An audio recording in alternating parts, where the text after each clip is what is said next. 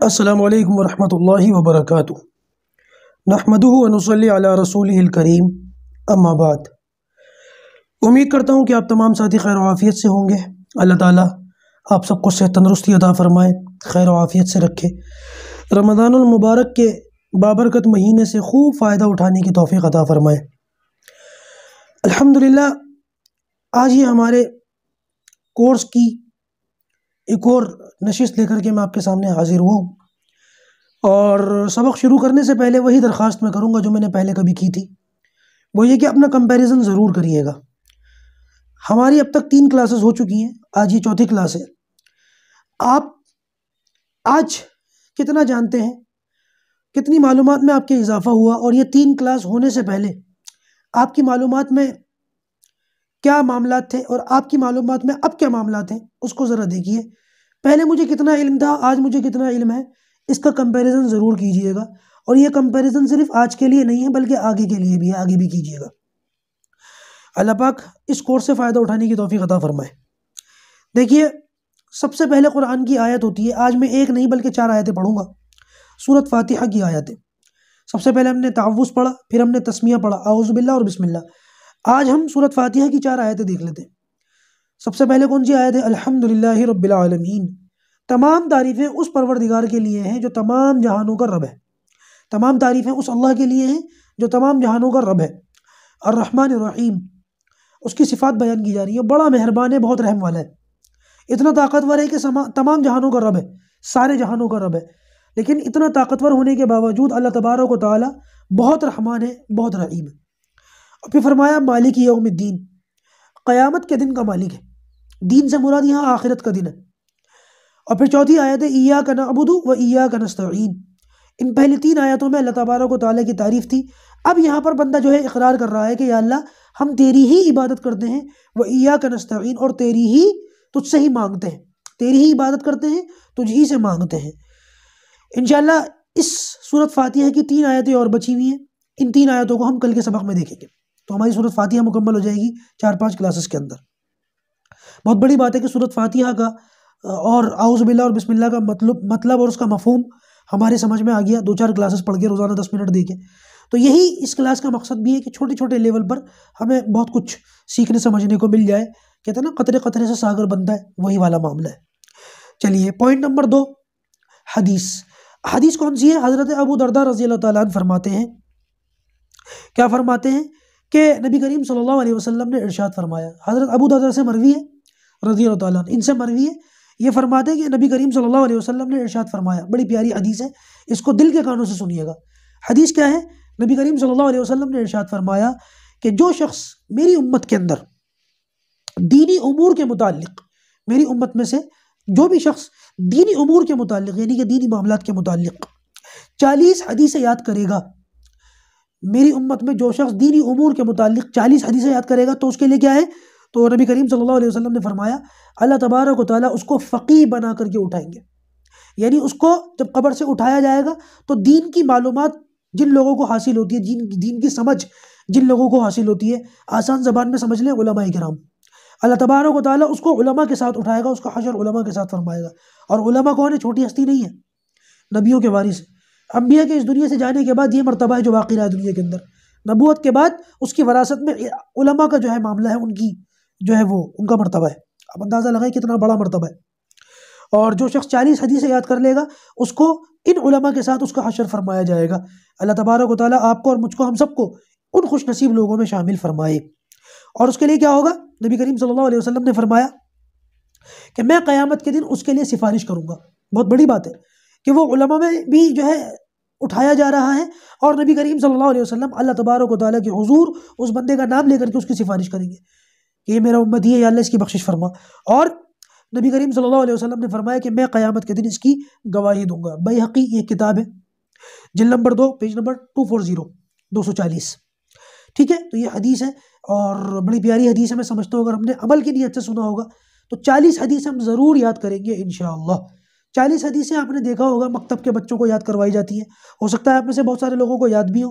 آپ سے گزارش ہے اگر نہ یاد ہو تو اپنے مقامی علماء سے رجوع کریں، ان 40 حدیثوں کو جو ہے نا زبانی یاد کریں۔ الصلاۃ معراج المؤمنین، نماز مومن کی معراج ہے. اس قسم کی جو چھوٹی چھوٹی حدیثیں ہیں اور بہت آسانی سے یاد ہو جاتی ہیں، ان کو یاد کریں. پوائنٹ نمبر 3، یعنی کہ ایمانیات. اللہ تبارک و تعالیٰ کے بارے میں ہمارا ایک عقیدہ یہ ہے کہ اللہ تبارک و تعالیٰ اپنے فیصلے پر، جو اللہ تعالیٰ نے فیصلہ کر لیا، اللہ تعالیٰ نے فیصلہ کر لیا کہ جنتیوں کو جنت میں ڈالا جائے گا، جہنمیوں کو جہنم میں بھیجا جائے گا، یہ اللہ تعالیٰ کا فیصلہ ہے. اور پھر اللہ تبارک و تعالیٰ کے بارے میں ہمارا ایمان یہ ہے، ان اللہ علی کل شیء قدیر. اللہ تبارک و تعالیٰ اپنے فیصلے کے خلاف بھی کر سکتا ہے. اللہ تبارک و تعالیٰ جو فیصلہ کر لے، کیونکہ اللہ تعالیٰ سب کچھ کر سکتا ہے، ہمارا یقین ہے اللہ تعالیٰ ہر کام کرنے پر قادر ہے. تو اللہ تعالیٰ اس پر بھی قادر ہے کہ اللہ تعالیٰ کا جو فیصلہ ہو، اللہ تعالیٰ ایک فیصلہ کر لے اور بعد میں اپنے اس فیصلے کے خلاف کرنا چاہے تو اس کے فیصلے، اپنے خود کے فیصلے کے خلاف بھی وہ کر سکتا ہے. البتہ وہ کرتا نہیں ہے. یہ دونوں باتیں ماننی پڑیں گی. اللہ تبارک و تعالیٰ کی قدرت اتنی ہے کہ اللہ تعالیٰ چاہے جو فیصلہ لے لے، پھر اپنے اس فیصلے کے خلاف، اس فیصلے کو بدلنا چاہے بدل سکتا ہے، اپنے فیصلے کے خلاف جانا چاہے خود بھی جا سکتا ہے، کوئی اس کو نہیں روک سکتا، لیکن وہ جاتا نہیں ہے. اس کے علاوہ کائنات میں جو کچھ ہوتا ہے، جو کچھ ہو چکا، جو کچھ ہو رہا ہے، یا جو کچھ ہوگا، سارا کا سارا اللہ تبارک و تعالیٰ کے علم میں ہے. پہلے سے اللہ تعالیٰ ان ساری باتوں کو جانتا ہے. اللہ تعالیٰ اپنے علم کے مطابق ہر چیز کو پیدا کرتا ہے. اس کائنات میں اللہ تبارک و تعالیٰ کی مرضی کے بغیر ایک پتہ بھی نہیں ہلتا. سب کچھ اس کی مرضی کے، اس کے علم کے مطابق ہوتا ہے، یعنی کہ تقدیر. تو یہ بات یاد رکھیں، تقدیر امر الہی کا نام نہیں ہے بلکہ علم الہی کا نام ہے. جیسے اللہ تبارک و تعالیٰ نے لکھ دیا کہ یہ بندہ جہنمی ہے، اب وہ جہنم میں جائے گا، تو اس کا یہ مطلب نہیں ہے کہ اللہ تعالیٰ نے اس کے بارے میں لکھا ہے وہ جہنم میں جائے گا اس لیے وہ جہنم میں جائے گا، نہیں، بلکہ یہ بندہ اپنی نافرمانی سے جہنم میں جائے گا، یہ بات اللہ تعالیٰ کو پہلے سے پتہ ہے، اسی لیے اللہ تعالیٰ نے اس کی تقدیر میں لکھا ہے. اللہ تعالیٰ کے لکھنے کی وجہ سے وہ جہنم میں نہیں جائے گا، بلکہ اس کے اعمال ہی جہنم میں جانے والے ہیں، اور اللہ تعالیٰ اس بات کو جانتا ہے، اس لیے اللہ تعالیٰ نے اس بات کو لکھا ہے. اس کو کہتے ہیں تقدیر. جیسے کوئی مریض اس کو کینسر کا جو ہے معاملہ ہو، بالکل آخری سٹیج اور مرنے کے قریب ہو سکتا ہے 10-15 دنوں میں وہ اللہ تعالیٰ کے پاس چلا جائے. اب کوئی ڈاکٹر یہ کہہ دے، اس کے بارے میں لکھ دے کہ میں لکھ کر دیتا ہوں کہ تم مرو گے، تمہارے بچنے کے کوئی چانسز نہیں ہے، اور ڈاکٹر لکھ دے اور وہ مر بھی جائے، تو کوئی بھی یہ نہیں کہتا کہ ڈاکٹر کے لکھنے کی وجہ سے مرا ہے. ہر کوئی یہی کہے گا کہ نہیں، یہ بندہ مرنے ہی والا تھا اور ڈاکٹر کو اپنے تجربے کی روشنی میں اس کے مرنے کا علم تھا، اس لیے ڈاکٹر نے لکھا ہے.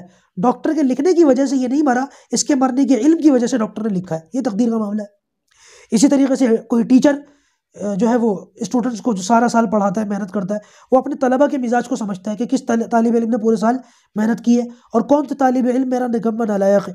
تو وہ بعض طلبہ سے کہتے بھی ہیں، ٹیچرز کو اپنے یہ منظر اسکولوں میں، مدارس میں دیکھے ہوں گے کہ ناکارہ جو طلبہ ہوتے ہیں ان کے سامنے ٹیچر کہتے ہیں کھڑے ہو کر کے، دیکھو تم نے پورا سال نالائقی میں نکال دیا، اب بھی کچھ دن بچے ہوئے، تھوڑی سی محنت کر لو تو شاید تمہارا کچھ بن جائے، ورنہ میں لکھ کر دیتا ہوں کہ تم فیل ہو.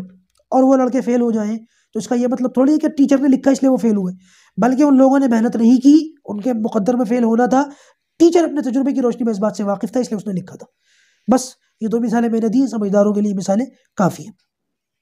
اچھا بھائی، چوتھی چیز یہ بات یاد رکھیں، مسئلے کی چیز، جو جانوروں کا گوشت ہوتا ہے نا، یعنی کہ جو جانور حرام ہے اور جو جانور حلال ہے، تو جو جانوروں کے گوشت کا حکم ہے وہی کا وہی ان جانوروں کے جو ہے وہ لعاب کا حکم ہے، وہی ان کے جھوٹے کا حکم ہے، وہی ان کے باڈی کے پسینے کا حکم ہے.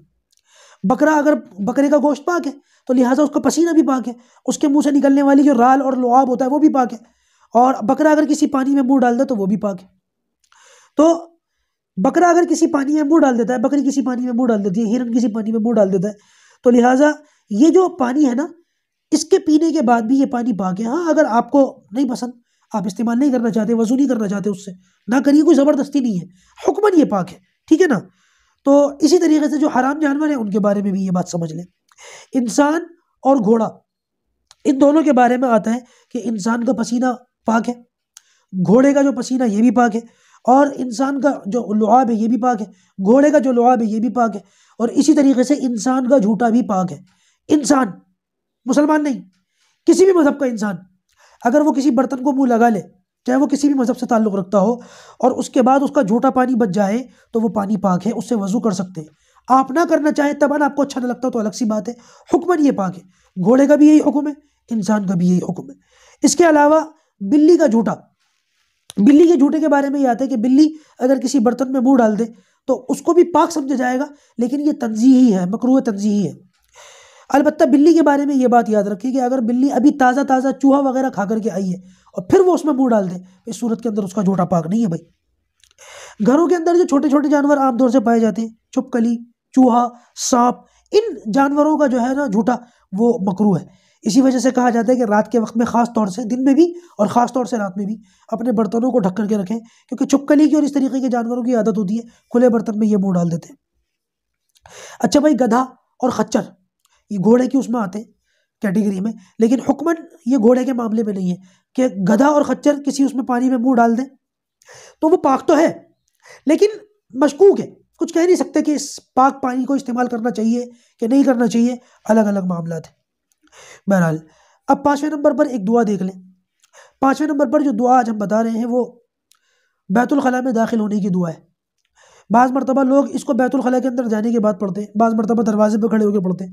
علماء نے فرمایا تھوڑا سا دور پڑھ لیں، تھوڑا سا دور، پہلے دروازے سے تھوڑا سا دور ہو، جب بیت الخلاء جانے کا ارادہ ہو تو پہلے دعا پڑھ لیں پھر جائیں، تھوڑا سا دور رہ کر کے پڑھیں۔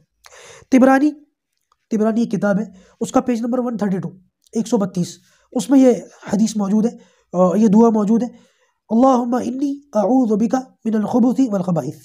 یہ دعا ہے بیت الخلاء میں جانے سے پہلے۔ روایت کے اندر آتا ہے کہ جب کوئی شخص بیت الخلاء میں اپنی ضرورت پوری کرنے جاتا ہے، اللہ حفاظت فرمائے، اللہ حفاظت فرمائے، شیطان وہاں پر آ جاتا ہے اور شیطان اس کی شرمگاہ سے کھیلتا ہے۔ کھیلنے کا کیا مطلب ہوا؟ یعنی کہ اس کے ساتھ بے حیائی والا، بدکاری والا معاملہ کرتا ہے، چاہے وہ مرد ہو چاہے وہ عورت ہو۔ لہٰذا اس دعا کی برکت سے اللہ تبارک و تعالیٰ اس شیطان اور اس بندے کے بیچ میں آڑ فرما دیتے ہیں، شیطان اس تک نہیں پہنچ پاتا۔